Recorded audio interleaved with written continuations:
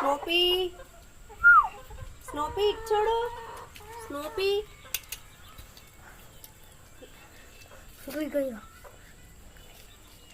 ruby